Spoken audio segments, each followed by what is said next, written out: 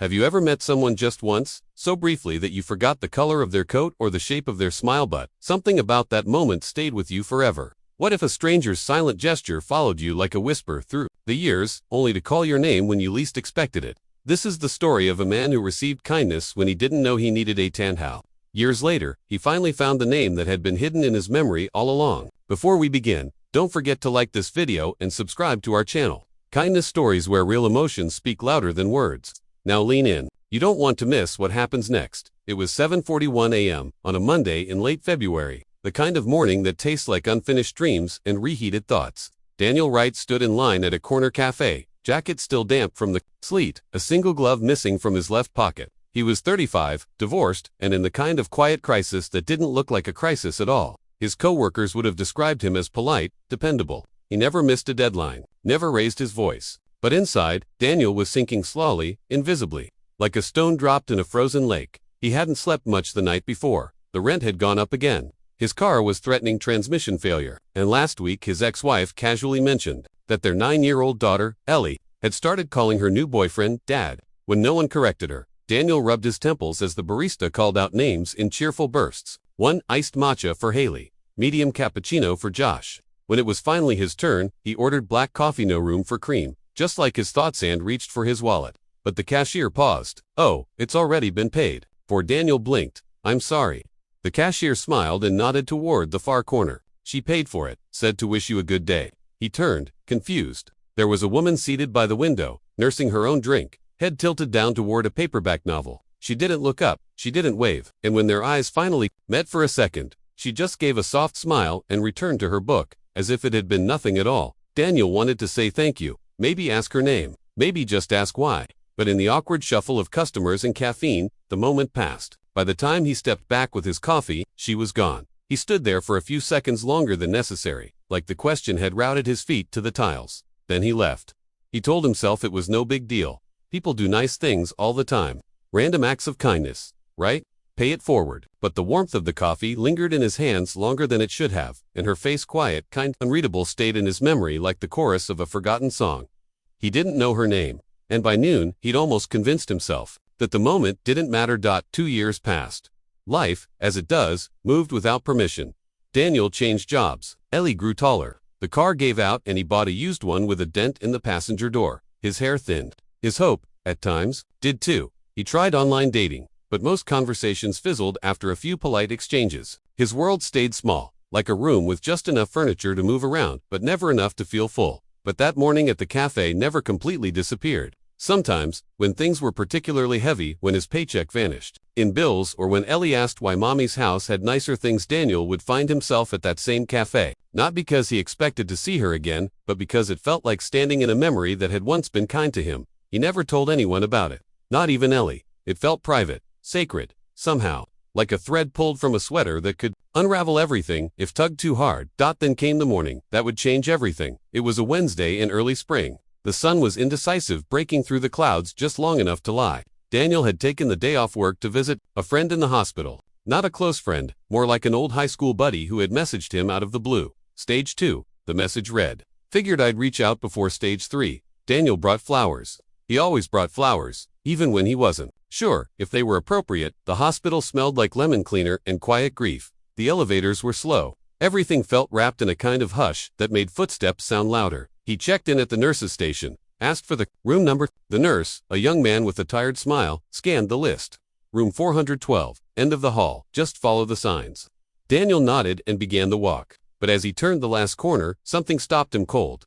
There, just beside the doorway, was a whiteboard with a handwritten name in blue marker. It wasn't the friend's name. It wasn't even the right hallway. He'd taken a wrong turn.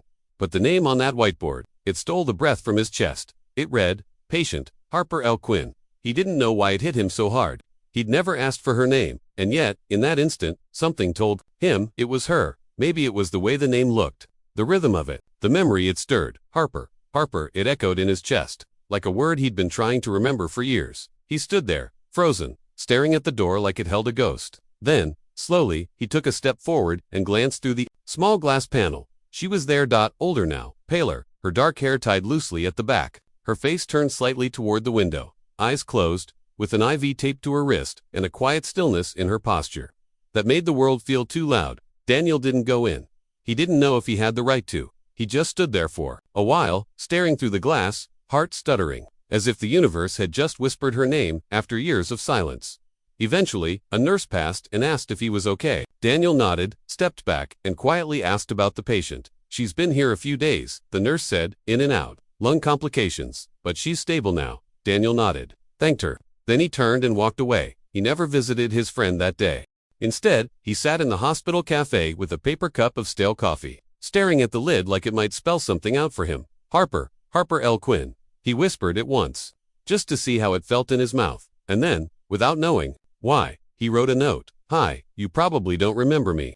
Years ago, you paid for my coffee without saying a word. I never forgot that day. I hope you're okay. Wishing you strength, warmth, and peace, Daniel." He folded the note, wrote room 412 on the outside, and handed it to the nurse behind the main desk with a quiet explanation. She nodded, didn't ask questions, just smiled and promised to deliver it. Daniel left. He told himself that was the end of it. But life has a strange way of circling back. 1 week later, he received a letter in the mail. No return address, no sender name, just his own, written in delicate handwriting that felt somehow familiar. He opened it with shaking hands. "Dear Daniel, I remember you. Not your name not then, but your face. You looked so tired that morning. Not just the kind of tired that sleep cures, but the kind that sits behind the eyes and makes the world seem dim. I recognized it because I wore the same look for years. You see, I didn't pay for your coffee to be kind. Not really. I did it because I needed to believe in kindness again. I needed to know it still existed in the world. I chose you because you looked like someone who might understand. And then, when our eyes met for a second and you smiled, I knew I'd done the right thing. I never expected anything back. I left because I didn't want to make it a thing. I was in the middle of leaving a difficult life, a relationship I was scared to name, a home that never felt safe. That cafe was a pause between chapters. You were a line of hope in that chapter one was trying to close. That day stayed with me. To dot your note, it came when I needed reminding. I've been tired again, Daniel. The kind of tired that settles in your bones. But your note it lit something I thought I had lost, so thank you. Not just for remembering, but for reminding me. With hope, Harper. Daniel read the letter 3 times before putting it down. His hands trembled, his throat burned. He didn't know what to do with the weight of it, so he held it against his chest and sat still for a long time. He didn't try to visit again. Didn't need to. The connection had been made, years apart. Twice silent and once written, but more real than most words ever spoken aloud. To be continued. Spring arrived slowly that year, like a shy guest, unsure if they were still welcome. Trees budded in hesitant greens. Sidewalks shimmered with leftover rain. And Daniel, for the first time in a while, began to carry something different in his chest. Not joy exactly, but a kind of softness, like the ache of something beginning to heal. He kept Harper's letter in his desk drawer, folded neatly inside an envelope with no return address. Sometimes, after Ellie had gone to bed and the dishes were done and the silence wrapped around the apartment like an old sweater, Daniel would take it out just to hold it. Not to reread, just to remember that it existed. That someone remembered him the same way he remembered them. Weeks passed. The hospital stayed quiet. No new letters, no updates, and that was okay. Daniel didn't expect anything more. That moment, the letter, the note, the chance glance through hospital glass was enough. Some stories don't need sequels. Sometimes, the page just turns and you keep walking. Until one Saturday in late May, Daniel had promised Ellie they'd go to the art museum downtown. She'd started painting in school, abstract things, mostly, full of purple swirls and yellow suns with too many arms. She wanted to see real paintings, she said, the kind that hung in quiet rooms where whispered. So they went. They wandered past still lifes and oil portraits, stopping every so often to point at a flower or a cloud or a brushstroke that looked like a dragon dot at one point. Daniel let Ellie run ahead to a children's exhibit and stood quietly, beside a painting of a woman on a balcony. Her face was turned away, but something in the way her hands rested on the railing reminded him of Harper, still waiting. Between things, that's when he heard a voice behind him. You like that one? Soft, low, familiar.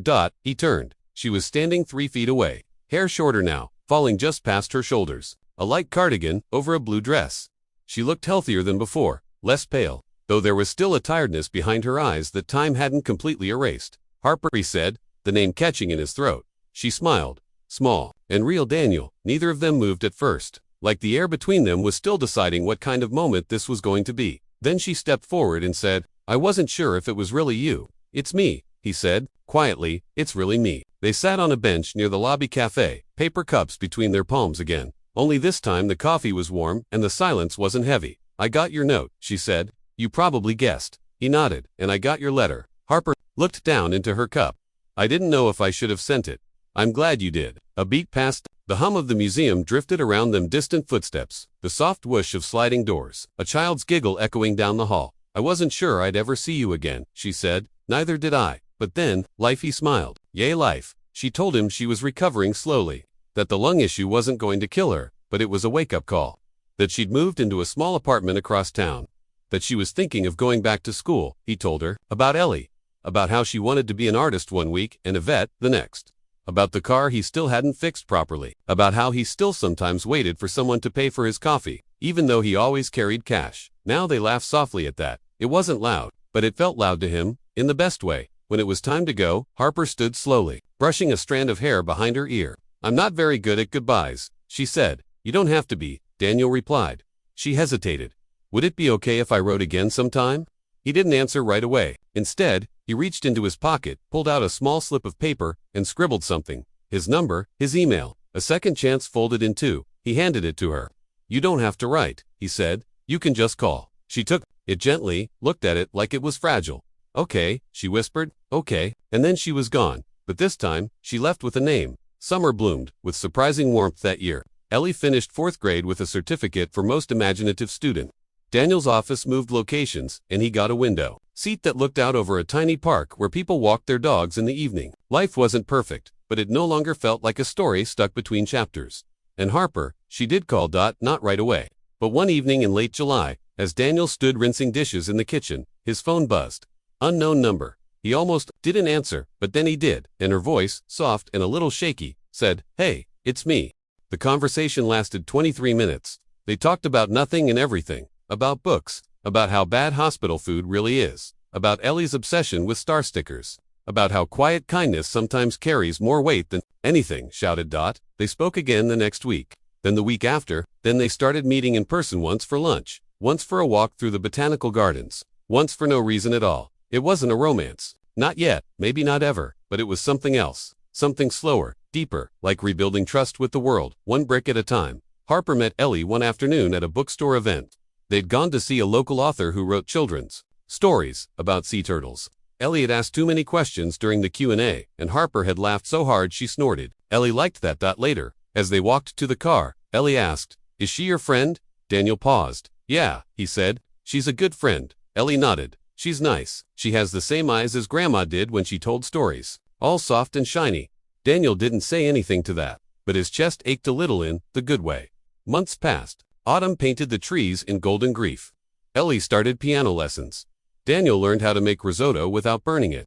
Harper began volunteering at a local community center, helping organize support groups for women coming out of shelters. She said it felt like stitching a hole in something that had been torn. One day, she sent Daniel a text. Do you remember the painting? The one at the museum. He did.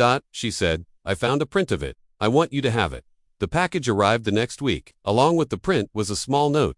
Sometimes we're not facing away. We're just waiting for someone to stand beside us. Daniel hung it in the hallway, just outside Ellie's room. He passed it every morning, and every morning he smiled. Years later, on a quiet evening in early winter, Daniel found himself sitting beside Harper on a bench overlooking a frozen pond. Ellie had gone off to college by then, studying art therapy. Said she wanted to help people with more than words. Said kindness should be its own language. Harper leaned her head against his shoulder. Funny, she murmured, how everything started with a cup of coffee. Daniel looked out at the snow-covered trees and nodded. She paid for his coffee without saying a word. He whispered, repeating the thought that had lived inside him for so long. But years later, he found her name on a hospital door. Harper smiled. And now, she said, you never have to forget it again. They sat there a while longer, letting the silence stretch, not heavy, not sad, just full, because sometimes the smallest kindness is the one that echoes the longest. And sometimes the people who heal us are the ones we barely remember at first, but who somehow, against all odds, remember us exactly when we need it most. Have you ever met someone just once, so briefly that you forgot the color of their coat or the shape of their smile, but something about that moment stayed with you forever? What if a stranger's silent gesture followed you like a whisper through the years, only to call your name when you least expected it? This is the story of a man who received kindness when he didn't know he needed it, and how, years later, he finally found the name that had been hidden in his memory all along. Before you go, don't forget to like this video and subscribe to our channel, Kindness Stories, where real emotions speak louder than words. Because you never know when a simple moment will mean everything to someone else.